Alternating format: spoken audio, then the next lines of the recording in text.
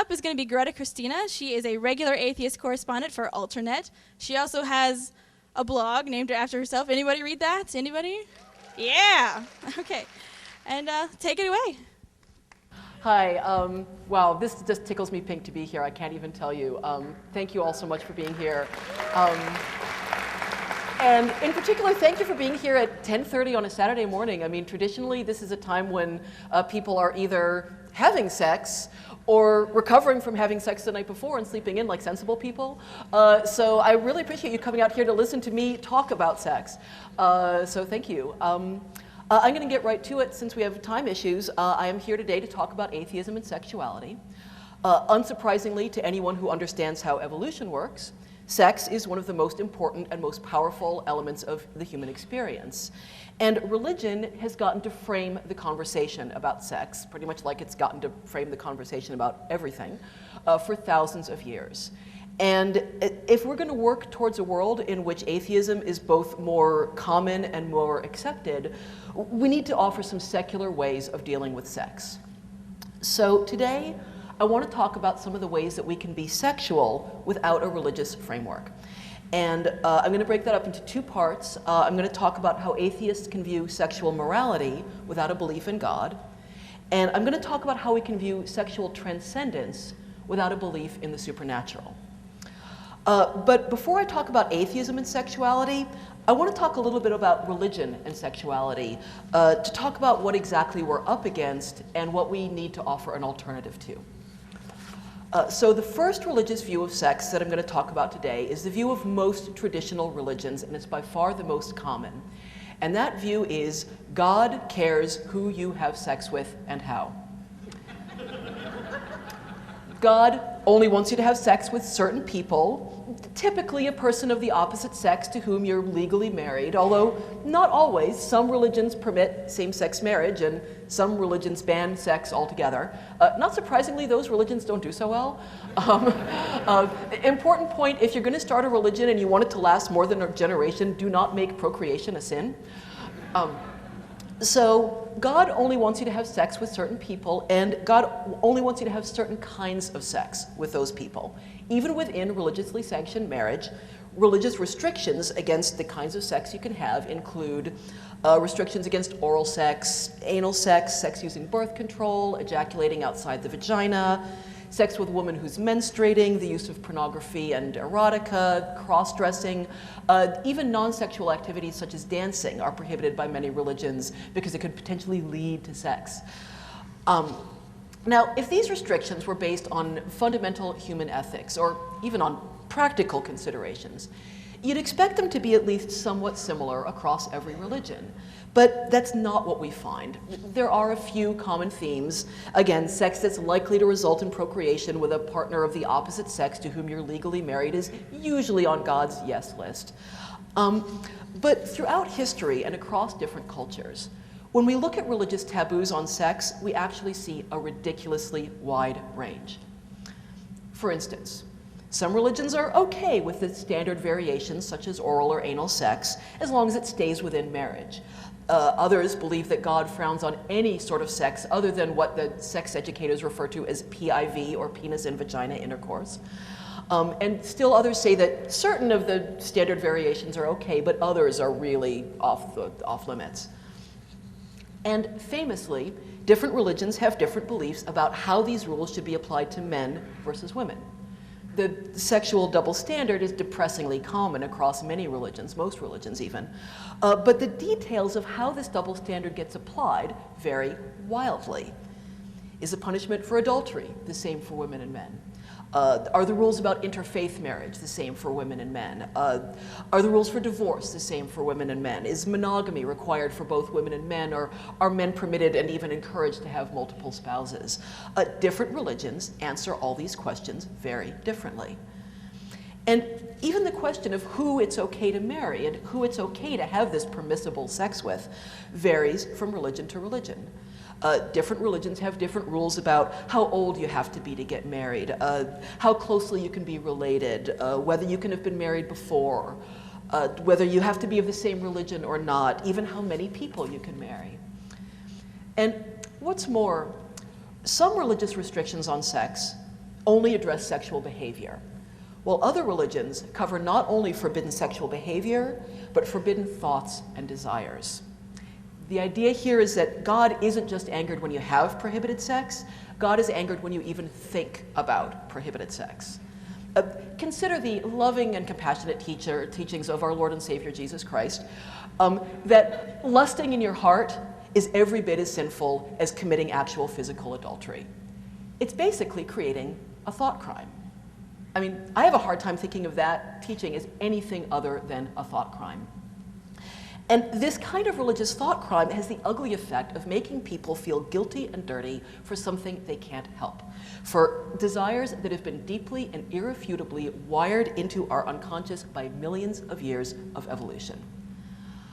Have any of you read the writings of the Christmas underwear bomber? You remember the Christmas underwear bomber, the Muslim extremist terrorist? He strapped the explosives into his underwear to try to blow up a plane. You should read his writings if you can. They're really fascinating. This guy was tortured with religious guilt over sexual feelings that he believed were sinful. Some forbidden sexual acts as well also made him feel very guilty, such as not lowering his gaze in the presence of women, but also just simple sexual desires. And we're not talking about sexual desires that were in any way unethical or even that were particularly unusual. As far as this guy, we know this guy was not into spanking, he wasn't into jello, he wasn't into humping women on the subway. The guy was not even gay. The mere fact that he found women sexually desirable and was aroused by looking at them, this was enough to torment him with religious guilt and the terrible fear that he was disappointing his angry and vengeful God. It's like making people feel guilty about getting hungry or needing to sleep. And this is not a necessary part of religious sexual morality. This is not something all religions do, only some of the really special ones. And often, the sexual ethics of a religion aren't just inconsistent with the sexual ethics of other religions. They're internally inconsistent. They're inconsistent with themselves. Take the moral lessons conveyed by so many conservative Christian teachings. Sex is dirty and bad, and you should save it for the person you love. Sex is so dangerous that even talking about it can send the desire for it spinning out of control. It's wicked, it's disgusting, you shouldn't even think about it until your wedding night. Which, if you kept your virginity, will be a glorious pinnacle of intimacy and sacred delight. Now, this teaching doesn't just conflict with the teachings of different religions. It doesn't even just conflict with the basic realities of human sexuality, including the reality that first times really often aren't that great. It conflicts with itself. So clearly, we are not looking at a straightforward, unambiguous moral message from God. And we're not even looking at a solid set of clearly thought out moral positions based on sound and consistent ethical principles. What we're looking at is an almost random set of taboos. Taboos that make no more sense than the taboos we have about food or drugs. Many anthropologists, the one that I remember from when I was in school was Mary Douglas, have argued that the point of taboos is to give people the feeling of control over powerful and important areas of our lives, such as food and drugs and sex.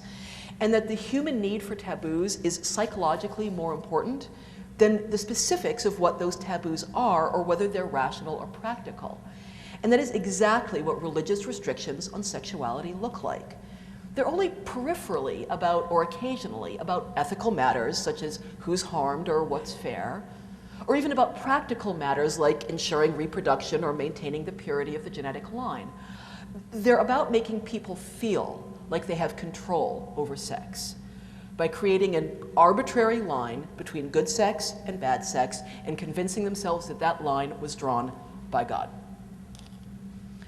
Now, granted, there are some more progressive and moderate versions of these traditional religions, Reform Judaism, progressive Christianity, etc., who believe that God doesn't really much care who you're having sex with and how, as long as what you're doing is loving and consensual and everybody involved is happy. And these aren't the most common versions of these religions, but they're not the most unheard of either. And for these more progressive believers, on a day-to-day practical sense, their sexual ethics are a lot more like those of atheists and non-believers. They're not based on what makes God happy or unhappy. They're based on what makes people happy or unhappy. But even these more progressive Christians, Jews, Muslims, etc., still believe that morality comes from God. They still believe that our moral compass was instilled in us by God, including our moral compass about sex. And obviously, atheists don't believe that, and we're not going to live our lives according to it. So, what is the atheist alternative to all of this? If we don't believe that God is peeking into our bedroom and taking notes, if we don't even think there is a God, much less one who cares who and how we're boffing, then what do we base our sexual morality on? Without a belief in God, are we really just looking at a sybaritic sexual free-for-all unrestrained by any ethical considerations? This answer may be a little disappointing to some of you, but I think the answer is pretty clearly no. Without belief in God, of course, we still have sexual ethics. But without belief in God, we're free to base our sexual ethics on ethics. We don't have to base our sexual ethics on what somebody else wrote down thousands of years ago about what God supposedly told them about how he does and doesn't want us to do the nasty. Human beings seem to have some core ethical values hardwired into our brains from millions of years of evolution as a social species. And then we hammer out the specifics and the finer points of those core values based on the standards that our particular society teaches us and on our own experiences and observations about what hurts and helps people and what's fair and unfair and what keeps society running more or less smoothly. And that's what we can base our sexual ethics on. We don't have to worry about questions like, does God think anal sex is gross? Instead, we can focus on questions like consent, honesty, fairness, harm. Let's look at a few examples. Let's start with a no-brainer, or what I profoundly hope is a no-brainer, what I assume is a no-brainer. Let's look at the question, is homosexuality moral? And instead of answering by saying homosexuality is immoral because gay sex makes baby Jesus cry, instead we can ask questions like, is anyone harmed by homosexuality? Is homosexuality consensual? Do homosexual relationships harm society in any way? Is it fair or just to have different rules for same-sex relationships than for opposite-sex ones? So let's look at another example, one with a somewhat less obvious set of answers. Let's look at a question like, is pornography moral? And instead of saying, our God prohibits us from viewing sexually explicit material, we can ask questions like, is there any good evidence that pornography affects people's sexual behavior in a negative way? And is there any good evidence that pornography contributes to sexism and misogyny any more than any other form of popular culture, such as TV and movies and pop music? And can we acknowledge the right to the freedom of sexual expression while still critiquing the particular ways that porn commonly plays out in our culture? And one more example before I move on. We can look at a question like, what kinds of sexual limits should there be within a relationship or a marriage? And instead of saying God thinks oral sex is gross or whatever, we can ask questions like, is this consensual? Do both partners or all partners, depending on your arrangement, want to do this? And is this sex act relatively safe, or is it likely to cause harm? And is everyone involved being honest about their desires and limits and accepting the possible consequences of these particular sexual acts? And if partners disagree about a particular sexual act, how do they resolve those differences?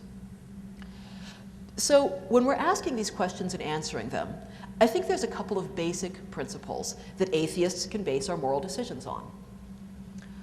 One is that we have to allow our sexual morality to be nuanced.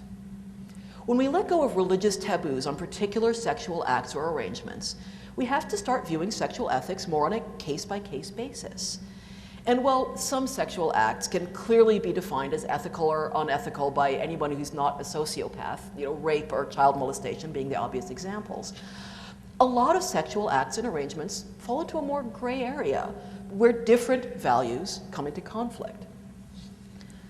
So let me give an example of this. Let's look at a monogamous marriage where one spouse has decided they don't want to have sex anymore.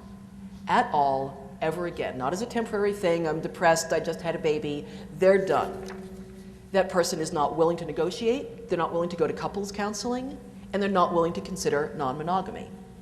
As far as they're concerned, the fact that they're done with sex for the rest of their life means their partner is done with sex for the rest of their life too.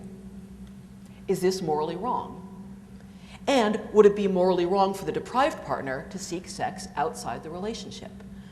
And by the way, this is unfortunately not a made-up hypothetical situation. And if you're thinking, oh, she's just making up these hypothetical straw men, to prove a point. No, if you read the sex advice columns, you'll know that this is a depressingly common situation. So, we have two conflicting moral values here. On the one hand, do people have the right to say no to sex? Well, of course they do. Absolutely they do. We own our own bodies, and we have the right absolutely to say no to any particular sex act, to say no to all sex for whatever duration that is, even if that includes the rest of our lives. Our bodies belong to us. But do people have the right to non-consensually eradicate other people's sex lives? I don't think so. In fact, I would argue that the answer to that question is almost as clearly no as it is that the answer to the first question is yes. Now, you might argue that the other partner, the one who's being denied sex, can always leave the marriage. But what if that's a morally problematic choice? What if the couple has children or a business together, and divorce would impact people other than just the two of them? What if one spouse is financially dependent on the other, for instance, for health insurance? So my point in raising this is not to settle this particular question. I do have my own opinions about it, but I think it's a very thorny ethical question. And that is, in fact, exactly my point in raising it. My point is that when we move away from strict religious taboos and rules about specific sexual acts and arrangements, such as adultery is always wrong, or people are always obligated to have sex with their spouses, both of which are rules that exist in particular religions, when we move away from those specific taboos on specific acts and arrangements, we have to accept there's going to be sexual situations that raise complicated ethical questions, questions that aren't always easy to answer and that good and honorable people are going to disagree about. And as atheists, we have to be willing to make difficult moral decisions, and we have to accept the responsibility for our choices without pawning them off on God. So that's one key ingredient of an atheist sexual morality, accepting the reality of moral nuance, and acknowledging that sexual choices can be difficult without one clear answer, and accepting responsibility for our own difficult sexual choices. Related to that is the idea that we have to not make our sexual decisions by default. Far too many people take major, serious steps in their sexual lives based on some sort of external timetable, without thinking carefully about whether this is really the right time for them to take that step, or even whether they want to take that step at all. Far too many people decide when in a relationship to stop seeing other people, when to start having sex, when to move in together, when to get married, when to have kids, etc. Not because it's what's right for them, without even really thinking about what's right for them, but because that's what's next. It's time. We got to get going. That's what's done. That's what people do. And lots of people think of these sexual steps and decisions in terms of when to do them, without really seriously thinking about whether to do them at all. We have choices about whether to move in together, whether to stop seeing other people, whether to get married, whether to even get into a serious relationship at all. And making these decisions by default, without careful consideration about whether that's right for you, it's not fair to yourself. And it's definitely not fair to your partner. Letting your major sexual decisions be made by social consensus, it is a recipe for free-floating resentment. It's not responsible, and taking responsibility for our sexual choices is one of the most important parts of an atheist sexual morality. Another important part of an atheist sexual morality is that we have to be reality-based. Atheists sometimes like to call ourselves the reality-based community. If we're going to live up to that, we have to apply it to sex as well. We don't get to just say same-sex marriage will destroy the family. We have to look at the evidence about same-sex families, how their kids turn out, what effect they have on their communities, etc. We don't get to just say porn desensitizes people and teaches them to treat their sex partners like objects. We have to look at the evidence about how porn affects the people who use it, and whether occasional porn consumption affects people differently from frequent porn consumption, etc. When we're evaluating the ethics of a particular sexual act or arrangement, we have to practice good, evidence-based practices. And that includes being willing to change our minds. I was once in a debate with an atheist about polyamory. This is this online debate. Polyamory, by the way, for those of you who aren't familiar with the term, it means a consensual, mutually agreed upon situation where people have sexual and or romantic relationships with more than one person at a time. Some people don't like the word. It mixes Greek and Latin roots. Other words meaning more or less the same thing are open relationships or multiple relationships or non-monogamy. Although somebody pointed out to me when I gave this talk before, non-monogamy also mixes Greek and Latin roots, so, what are you going to do? So anyway, I was on a debate in the Daylight Atheism blog with an atheist who was insisting that polyamorous relationships were inherently unequal and selfish because of the inequity of what he called the standard polyamory setup. That's the harem-type arrangement, one person with multiple partners, and those partners don't engage with each other sexually. It's just one person, like a harem or standard old-fashioned Mormon polygamy. So it was pointed out to him in this debate by people who are polyamorous or who are familiar with the polyamory world that there is no such thing as a standard polyamory setup. This concept of a standard polyamory setup was one that he had pulled entirely out of his own ass. That, in fact, virtually every polyamorous, non-monogamous, open relationship, whatever you want to call it, has a different arrangement tailored to meet the needs of the people who are involved in it. But this person making this argument refused to change his position and very stubbornly continued to defend it. That is not good humanist sexual ethics. We need to be willing to change our minds when we're confronted with evidence that contradicts it. And this story points up another principle. When it comes to sex, we need to be willing to listen to the people who are actually having the kind of sex that we're considering. There are way too many people who are willing to make moral judgments about gays and lesbians, porn consumers, non-monogamists, consensual sadomasochists, transgendered people, asexual people, sex workers, sex work customers, etc., without ever talking to the people who actually have these sex acts, without even reading the writings of people who actually have these sex acts. That is not good humanist sexual morality. We need to not prioritize our own prejudices and preconceptions about a particular sex act or arrangement at the cost of ignoring the people who are actually engaging in it. Now, we don't necessarily have to agree with them, but we have to listen to them, and we have to acknowledge that maybe they know more about the kind of sex they're having than we do.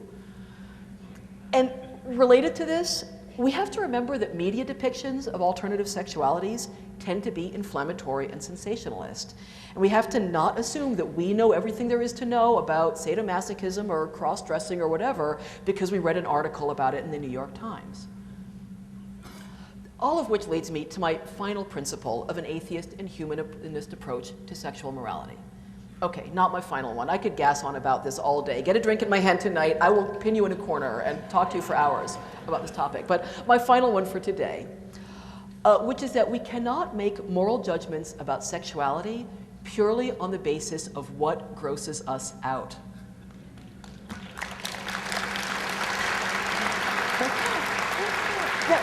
Thank you. Now, this is a surprisingly difficult principle for many people to grasp, even atheists. The idea that personal revulsion is a good barometer of moral revulsion is very common. It's very common for people to think, I personally am upset by the idea of homosexuality or polyamory or sadomasochism or whatever, and therefore these things are immoral and nobody should do them. Look at the arguments, for instance, that are most commonly made against homosexuality. God forbids it is absolutely at the top of the list, but a close second is anal sex is disgusting. And as a moral foundation, these two arguments make about as much sense, which is to say, none. It's a ridiculous argument against homosexuality anyway, since lots of gay people don't practice anal sex and a whole lot of straight people do. But I digress. Here's a useful way of looking at this question. I found when I'm pondering some question of sexual ethics, it's often useful to make a non-sexual analogy. Our feelings about sex tend to run very strong and not always be rational, for reasons of cultural training and also probably for some deeply hardwired evolutionary reasons as well. So when we're pondering some question of sexual ethics, it often helps to take it out of a sexual context, so our mammalian hindbrain isn't doing the thinking for us. And when it comes to this question of whether personal revulsion should or should not translate into moral revulsion, I like to do what I call the broccoli test. I personally am revolted by broccoli.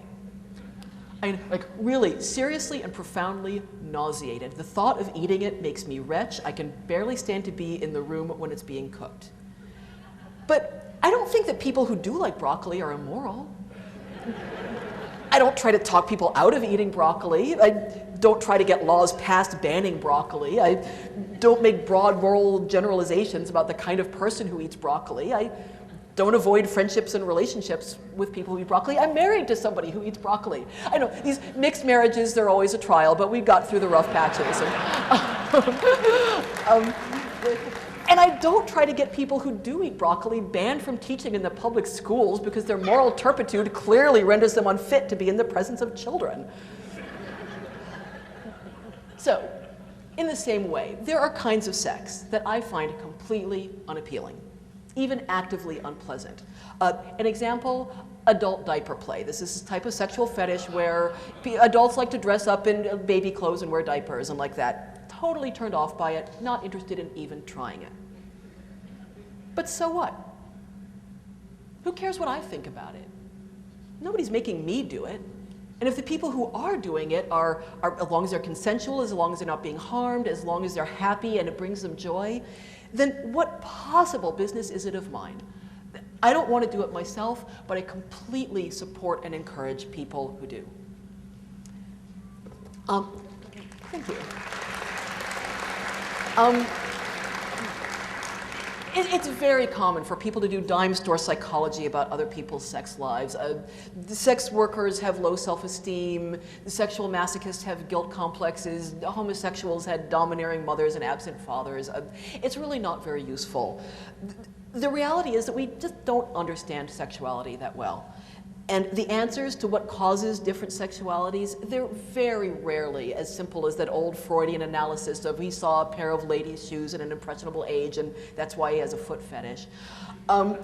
Trying to figure out what causes a particular sexual desire, it's like reading tea leaves in a hurricane. The causes of sexual desire are very complex. They're multifactorial, as the social scientists like to say. We don't understand the degree to which they're inborn or learned or both. And the causes can vary wildly from person to person. What causes one person to be a consensual sadomasochist could be different than what causes somebody else to want to do that. So apart from really obviously and grossly immoral sex acts such as rape or child molestation, sexual desires and practices are really not a very good barometer of personal character. And we have to remember that when we're tempted to make moral or character judgments about people based on the kinds of sex that they like. Whenever I'm tempted to make judgments about other people's sexuality because I'm personally grossed out by it, I always have to remember that there are plenty of people who are grossed out by my sexual desires and practices. The sexual practices that I know are consensual and harmless and make everybody involved happy. And that's true of every single person in this room. No matter what your sexual practices are, there is somebody in the world who thinks they're gross. There are gay men and lesbians who think heterosexual sex is disgusting. There are people who think that celibacy is weird and unnatural. And so if I want other people to respect my right to make my own sexual decisions that are consensual and fair and don't hurt anybody, I need to extend that same respect to other people. And I need to not treat their private sexual practices as a personal affront to me.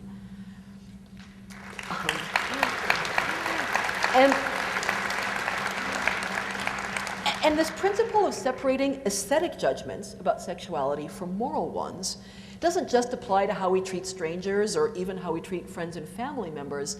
It applies to how we treat the people that we're sexually involved with.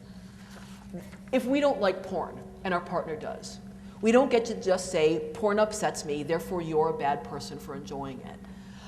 If we want our relationship to be monogamous and our sexual partner doesn't, we don't get to just say non-monogamy freaks me out, therefore you're a bad person for wanting to do it. If we're not interested in bondage and our partner wants to try it, we don't get to just say, bondage scares me, therefore you're a bad person for being curious about it. And the flip side of that is also true. If we are interested in bondage or non-monogamy or porn and our partner isn't, we don't get to accuse them of being unadventurous and uptight. We have to accept that our partner's views are as valid as ours. And we have to work out a compromise that works for both of us. We need to base our decisions on principles of consent, honesty, fairness, harm, not on the principle of what grosses us out. Okay, so these are some ideas of atheist sexual ethics, some ideas of how we can view sexual morality without believing in a God who's telling us who to boink and how. And these ideas aren't coming out of nowhere. I would love to let you think that I made all this stuff up totally, because I'm brilliant. And I am brilliant, but I did not make these ideas up. For many decades now, there's been a sex-positive community of writers, activists, educators, researchers, therapists, artists, and just ordinary people in their everyday lives who've been advocating for a non-taboo-based approach to sex. And this is a community that, like the atheist movement, has been growing in visibility and numbers and influence. And this sex-positive community has been loudly and passionately opposed to the conventional religious view of sex, this view that God really cares about who we have sex with and how, and that we should base our sex lives on his arbitrary rules. And yet, while the sex-positive community has vehemently rejected these conventional religious views of sex, to a great extent, it's done this not by rejecting religion altogether, but by embracing alternative religion and by bringing their positive view of sexuality into their spiritual beliefs. The sex-positive community is very often a very spiritual community, and many varieties of Wicca, goddess worship, shamanism, tantra, astrology, ki, chakras, belief in a collective metaphysical unconsciousness, and other forms of New Age belief permeate it, both privately and publicly. And these spiritual beliefs are often not separate from the sexual culture. They're very intimately woven into it. Which leads me to the second part of my talk. We've talked about how atheists can frame sexual ethics without religion. But how can we frame sexual transcendence without religion? How can we acknowledge and celebrate the power of sex to transform consciousness, to take us out of time, to transport us out of ordinary physical experience, to give us a feeling of connection with our partner that feels almost telepathic, and still view it as an entirely physical, entirely material, entirely non-supernatural experience?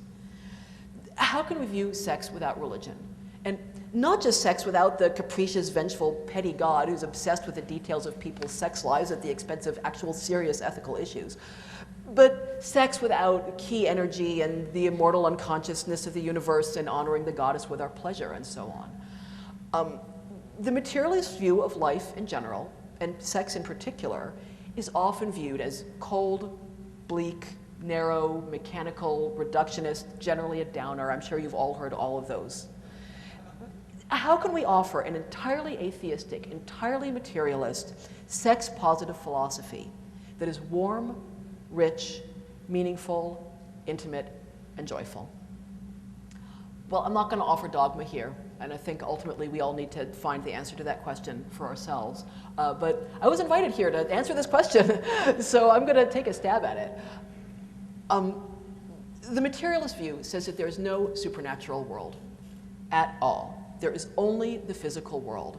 And all those things that seem non-physical, thoughts, feelings, choices, selfhood, transcendent sexual ecstasy, consciousness in general, they're actually products of the brain and of the brain's interactions with the body and with the rest of the world.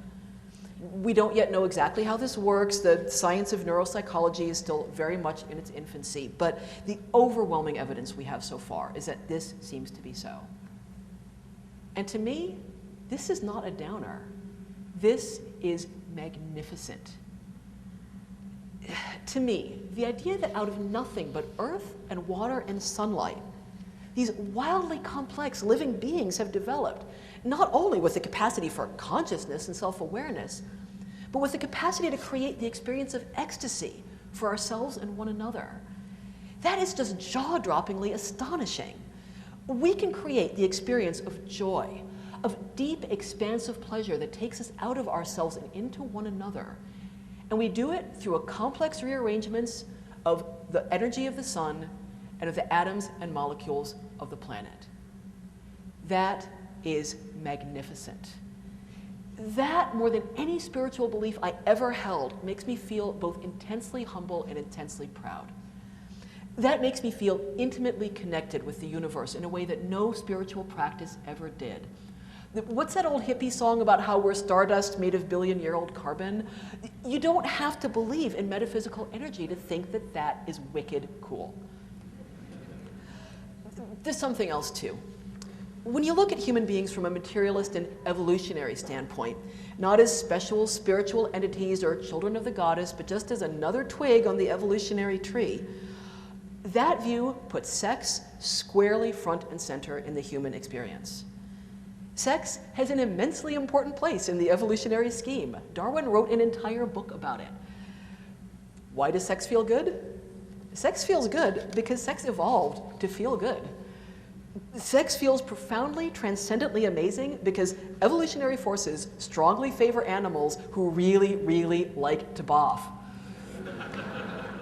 Now, that's obviously an oversimplification. For one thing, evolution can also favor animals who are picky about their sexual partners, and obviously not all evolution happens and not all reproduction happens through sex. But it is a huge part of the picture. Now, of course, birth control and other non-reproductive, shall we say, non-reproductive sexual practices have been shifting this picture somewhat for humans, putting reproduction into our conscious control and increasingly setting it apart from sexual pleasure. Not to mention non-sexual reproductive practices such as in vitro fertilization. And I'm totally fine with that. Without getting into too much inappropriate personal detail, my own personal sex life is entirely non-reproductive. I am a lesbian identified bisexual who doesn't have kids and doesn't want them and is never going to have them. My DNA can go suck an egg. Yeah, sorry guys, it's just how it is. And I am entirely in favor of sex shifting away from its original evolutionary function.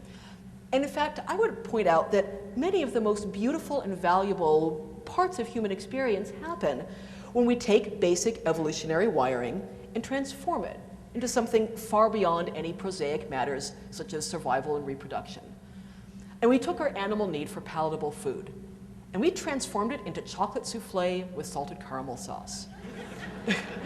We took our ability to make and use tools, and we turned it into the Apollo moon landing. We took our uniquely precise ability to communicate through language, and we turned it into King Lehr. And the same is true for sex. We've taken our hardwired urge to replicate our DNA, again, sorry guys, and we have turned it into an intense and delightful form of communication, intimacy, creativity, community, personal expression, and love, regardless of whether any DNA gets replicated in the process. But it's undeniable that these evolutionary forces are where the roots of sexual pleasure lie, and they're roots that go back hundreds of millions of years. So in other words, according to a materialist viewpoint, the capacity for transcendent sexual joy is hardwired into our brains. And it's deeply and powerfully hardwired as a crucial and central feature of our lives by hundreds of millions of years of evolution. And this doesn't just mean that suppressing or trivializing sex is stupid and futile, dangerous and harmful, a cruel and pointless crusade against the deeply laid grain of our nature. It does mean that, don't get me wrong. But it also means that the act of sex and the experience of sexual pleasure connects us to every other living thing on Earth. We are the cousins of everything that lives on this planet, with a common ancestor of primordial soup going back hundreds of millions of years, billions of years. And we are all related, not entirely, but substantially, because of sex. That is awesome. That makes me want to stop the lecture, grab my wife, go off to our hotel room, and go have sex right now. Just so that I can feel connected with my fish and tetrapod and primate ancestors. That is entirely made of win. And finally, when you don't believe in God or the soul or any sort of afterlife, when you think that this short life is all that we have, then making the most of that short life and taking advantage of the joyful experiences it has to offer suddenly becomes a whole lot more important. It's almost a moral obligation.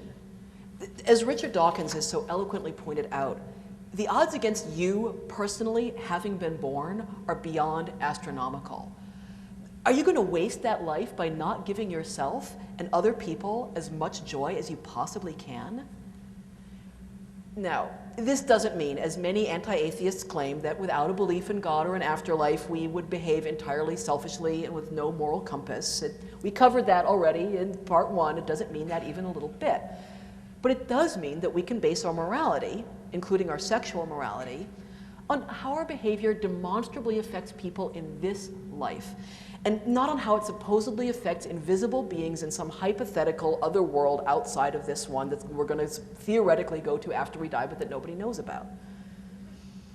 And that means that as long as we don't cause harm to people in this life, it is not only acceptable, but a positive and meaningful good to engage in any activities that bring joy and epiphany and meaning to ourselves and to one another, including, and maybe even especially, sex. In other words, I don't think we need to see sex as spiritual in order to see it as transcendent. I don't think we need to see sex as blessed by the goddess, or a telepathic connection between souls, or a channeling of the key energy, or any form of worship or spiritual practice in order to see it as valuable. I think we can see sex as a physical act between animals and still see it as richly, deeply valuable and meaningful. I think we can see sex as a physical act and still see it as an act that connects us intimately, not only with ourselves and with one another, but with all of life and with the expanse of history and with the vastness of the universe. Thank you.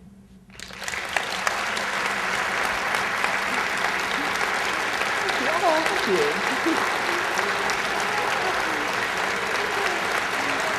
Thank you so much.